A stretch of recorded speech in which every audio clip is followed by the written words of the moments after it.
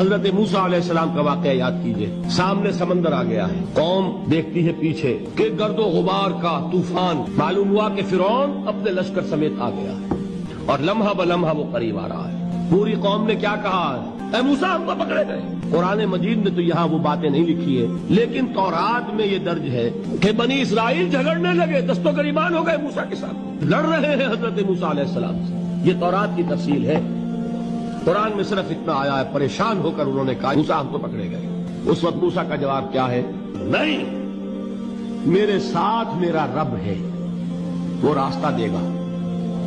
بتائیے کہاں راستہ نظر آ رہا ہے؟ یہ ہے ایمان بالغیب. راستہ نظر نہ آئے تب اللہ پر یقین ایمان ہے. جیب میں پیسے ہوں اور تب دل کو اطمینان ہے، تو ایمان کس پر ہوا؟